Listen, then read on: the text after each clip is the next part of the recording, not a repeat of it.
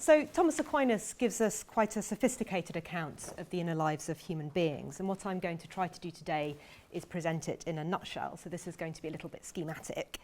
With this in mind, I've provided his classification of the powers of the human soul on the handout for us to refer to, along with some quotations.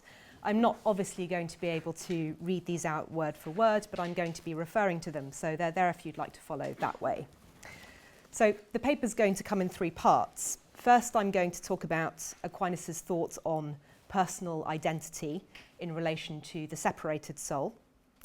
Second, I'm going to step back and offer a more fully developed picture of his thoughts on the inner lives of human beings. And finally, what I'm going to do is to draw these 2 points together and discuss Aquinas' fuller account of inner lives in relation to issues of individuality and personal identity over time. So, first, personal identity. Now, when philosophers talk about this, what they are trying to do is to isolate what it is that makes a person the same person across the various drastic changes that they may experience from day to day, week to week, and ultimately over the course of their lifetime.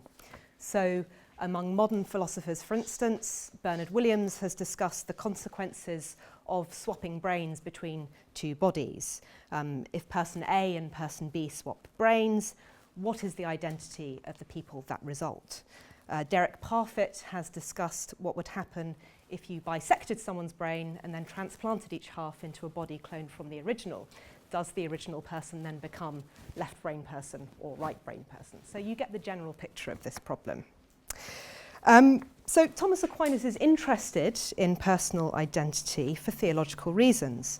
At the end of time, each person would be held accountable for all of the sins that they had committed over the course of the lifetime, and this accountability would appear to be rather unjust unless there were a continuous thread of personal identity from the beginning through to the end of life.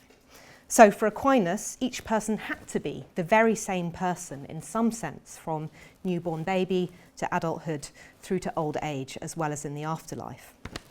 And like other medieval theologians, of course, Aquinas thought that people had immortal souls. So indeed, when approaching a medieval theologian's thought on inner lives and issues surrounding personal identity, it might appear as if the soul would be a good place to start, and that if we could consider it in separation from the mutable body, the corruptible body, then this would perhaps be even better. And of course, there is a distinguished thread in the history of Western philosophy that locates the identity of the human being exclusively in their soul. So in the Phaedo, for instance, Plato makes Socrates claim that he, Socrates, will survive death as his soul. When Crito asks Socrates, "How shall we bury you?" Socrates replies, "However you like, if you can catch me." We think of Descartes and Locke, John Locke, as fitting into this tradition of thought about personal identity too, in focusing, that is to say, on the continuity of the mind, however the mind is construed in abstraction from matter. But Aquinas doesn't follow Plato here, and we can infer as much from even a quick glance at the psychological system, which is numbered A1 on the handout. So you'll see that only 3 powers of the soul, namely the 2 powers of reason and free will in addition, enclosed in the box on the right-hand side with a zigzag border, can actually function without bodily organs. The other 14 powers, in order to operate, require the soul to be united with matter and with bodily organs. And this is not just a numbers game. Many of what we take to be the fundamental features of inner lives, memory, imagination, the emotions, all require the body in order to manifest themselves. Perhaps no surprises there. So when Aquinas describes the inner life of the separated soul, that's to say the life of the soul between bodily death and bodily resurrection, what he describes then is quite far from being recognizable as the inner life of the individual. Instead, the life of the separated soul is abstracted. It is less concrete than a dream. The soul is in a state that's alien to its nature. So to pick out some key points from passage A2, without the imagination, the separated soul can't sort of sift through its personal store of sense impressions that it accumulated over the course of mortal life. The soul can experience emotions only in an intellectual way, insofar as they pertain to the will, the full experience of human emotions requires certain physical movements in the heart. Finally, the soul, because it lacks concrete memories, will not even be able to remember what the physical experience of these emotions was like. So, as Aquinas puts it in his commentary on Paul's first letter to the Corinthians, my soul is not I, nor any other human being.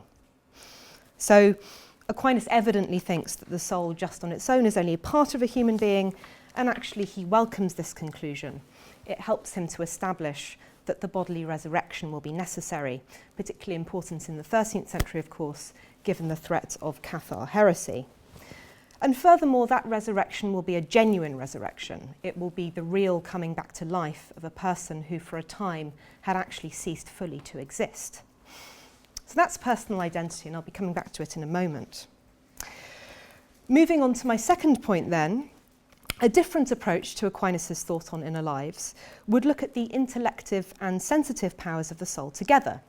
So looking back at table A1, we can set the nutritive powers, the powers in the leftmost column, to one side because they're not involved in cognition, and consider everything else. Now, the first thing to say here is that Aquinas thinks that the sensitive and intellective powers of the human soul are in a fundamental state of disorder or confusion or imbalance due to original sin. And we see this in passage B1. So, before the fall, the human soul, he says, was in a state of original justice, meaning that the various powers of the soul were in a state of order with respect to one another. More precisely, the will was subject to God and had perfect control over, we read, the other powers of the soul.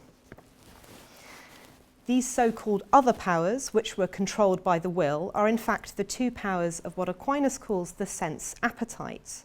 So, looking back at the shaded box in table A1, you'll see that Aquinas calls these two powers the concupiscible power and the irascible power. They are the domains of the passions or of emotional experience.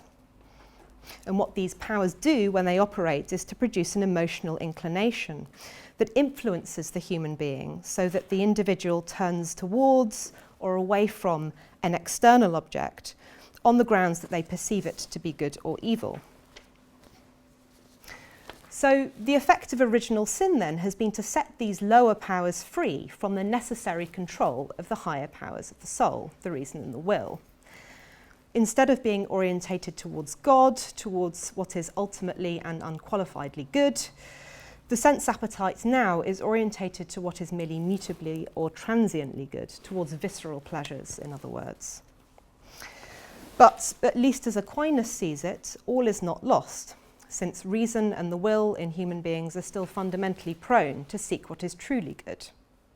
And so for Aquinas, the purpose of human life, mortal life at least, is nothing less than the restoration of order among the soul's powers as far as is possible. This restoration of internal order, effectively a restoration of human nature, will involve reason and free will exerting themselves over the powers of the sense appetite and the emotions that manifest themselves there. In turn, this exertion of reason and will over the wayward tendencies of the concupiscible and irascible powers is achieved through the cultivation of the virtues. A state of vice, on the other hand, is one in which the powers of the sensitive appetite continue in a state of contrariety to reason.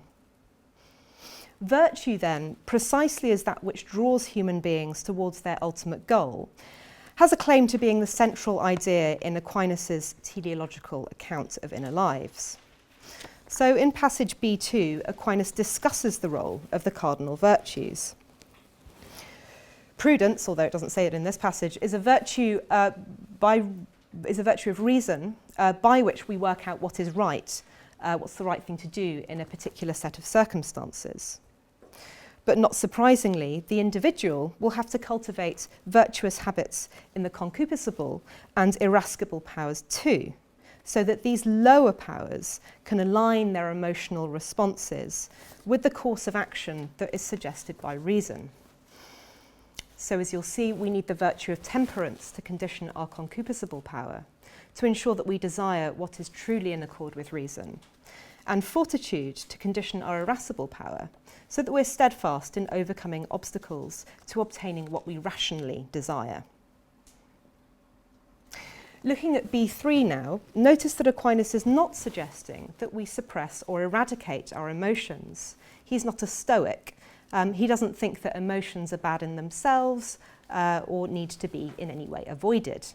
He's merely saying that we should manage and moderate them so that we are inclined to feel and to act in the right way, or in accordance with what Aquinas calls the mean in particular sets of circumstances. He doesn't think that this will be easy. In fact, cultivating these mental and physical habits of virtue is supposed to take a lifetime. Even now, however, we're missing a crucial piece of the puzzle, so this brings me to my final point. In order to properly understand Aquinas' account of inner lives, we need to bring together his thinking on the powers of the soul on the one hand, with his understanding of individuality and personal identity through time on the other hand. Now, the sort of first point to make here, the basic and the unsurprising point, is that Aquinas thinks that each inner life is unique. The more sophisticated and perhaps the more surprising point is that he thinks that individual inner lives, from the moment of our conception, in fact, until the end of our life, are shaped by hereditary characteristics. So, notwithstanding our free will, we are stuck with our initial individual mould, with a set of inherited aptitudes that limit us in what we can achieve, not only intellectual aptitudes, but moral ones too. How does this work? Well, starting with the conception of the body, each fetus is conditioned in the womb so that it takes on a unique set of what Aquinas calls material dispositions. These dispositions bear comparison to a genetic store of inherited physical characteristics. God then creates each individual soul after 40 days for males and 90 days or 95 days for females, so that it befits its individual body. So somebody's individual body, in other words, is ultimately what makes their inner life not just individual, but also distinctively individual. And in light of what we know already, this makes sense, of course. Most of the soul's powers take place in bodily organs, so it's not surprising that the soul will need to be tailored by God in order to fit those organs. And if you look at the set of passages at C1, you'll see that Aquinas is quite blunt about the consequences for individuals here. The better disposed the body, he says, the better the intrinsic quality of the soul it will receive. The stupid are sometimes generated, he says, by the stupid.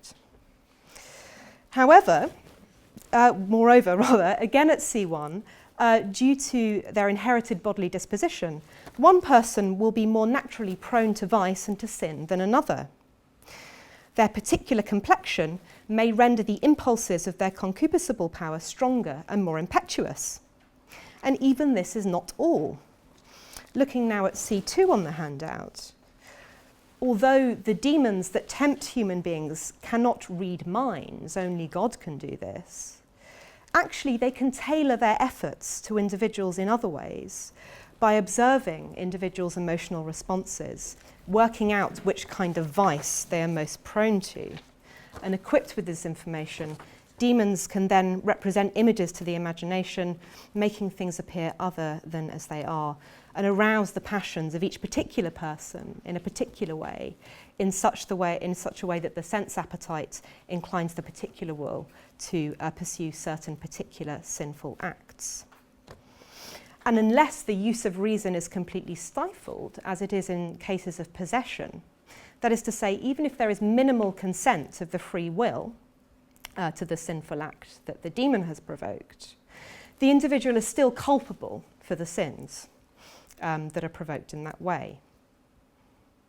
So in sum, for Aquinas, the conclusion is that inner lives are not just individual but unequal in lots of important ways. All souls are fundamentally divided against themselves, and Aquinas gives us no reason to suppose that most people, most of the time, will be able to hit the mean in thought, feeling and action. But some people, for reasons entirely beyond their control, will find it much easier than others in their efforts to lead a good and psychologically stable life. And this in itself, I think, gives us food for thought. But I'm going to conclude by asking whether this is fair. Is it just from a theological perspective? And this is a question that Aquinas raises, in fact, and answers himself. So in passage C3, he explains that justice requires the returning of what is owed, very Aquinas-like. He starts with a definition. But God owes human beings nothing. He gives life of his own free choosing. So Aquinas thinks each individual should be grateful for what they have got and not be glancing enviously over their shoulder at a neighbour who appears to have it easier. And that's it. Thank you very much.